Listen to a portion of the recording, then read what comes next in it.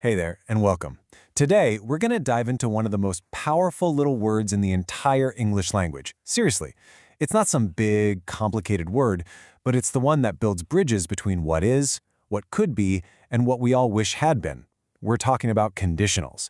And I promise, by the end of this, you're going to see them not as some boring grammar rule, but as a key to unlocking whole new worlds of expression. So let's just jump right in with a big question. What if one single word, just one, had the power to unlock entire worlds?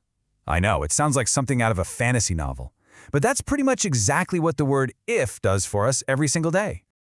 You see, every time we use if, we're creating something called a conditional sentence. We're basically setting up a scenario and then exploring what happens next.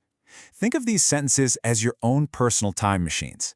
They let us jump between the solid ground of reality, the hopeful landscape of what's possible, and, my favorite, the totally endless realm of our imagination. To make this way easier to wrap your head around, we're going to split all of these conditionals into two main buckets. Simple.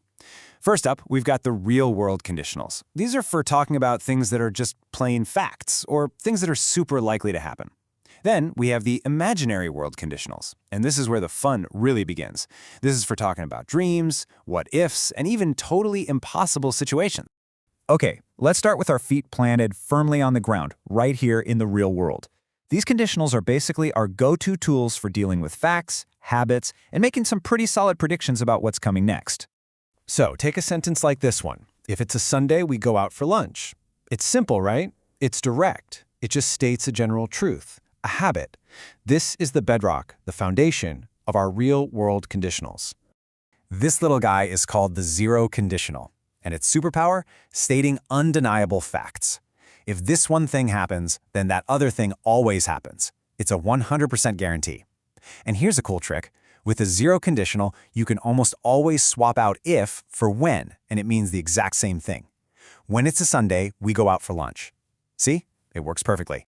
Now let's check out another real-world situation. If the workers end their strike, the factory will reopen. Okay, so now we're not talking about a general fact anymore. We're talking about a very specific and very possible future event.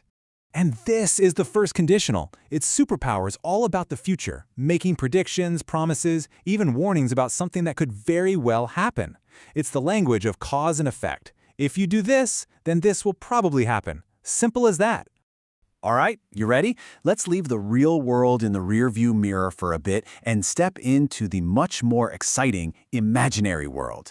This is where language gets really creative. It's where we get to talk about our dreams, give advice, and maybe even rewrite history. Come on, we've all had a thought like this, right? If I became rich enough, I would buy a villa. This isn't really a prediction. It's a daydream, a hypothetical. And this is the awesome power of the second conditional. We use it for all kinds of imaginary scenarios. We can talk about future dreams. If I became a lawyer, we can talk about a present that just isn't true. If I played cricket, I would be famous, but reality check, I don't.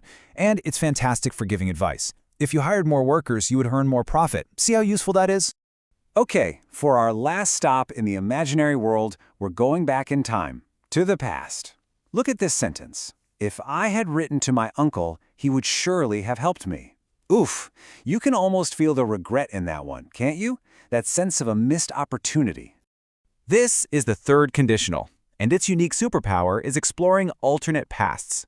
It's the what could have been conditional. We're looking back at something that didn't happen, and we're imagining a totally different outcome. The key here is that it's impossible. You can't change the past. So this is the one we use for regret, reflection, and just wondering about the road not taken. All right. You've pretty much mastered the four main types. Feeling good? Ready for a pro tip? To sound even more natural, even more sophisticated, you don't actually have to use the word if all the time. Yeah, there are other words out there that can do the same job, sometimes with a little bit of a different flavor.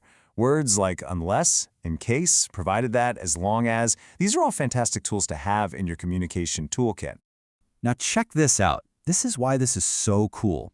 Unless is basically just a neat little shortcut for if not. Just look at these two sentences. They mean the exact same thing, but using unless, it just sounds a little more concise, a little more elegant. It's a simple switch that can make your English sound way more natural. So, let's put this all together.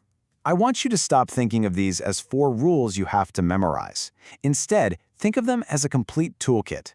For any situation you can think of, real or imaginary, you now have the perfect tool for the job. And right here, this is your ultimate cheat sheet. This brings everything together. You've got the zero conditional for pure facts, the first for real predictions, the second for all your dreams and great advice, and the third for looking back and imagining a different past. Each one has a clear job, its own superpower. This slide right here is the heart of everything we've talked about. And that's a wrap. But hey, before you go, I want to leave you with one final thought. A little challenge. If you had to teach this to a friend right now, how would you explain it? Seriously, thinking about that is the absolute best way to make sure you've really, truly got it. Thanks so much for hanging out with me.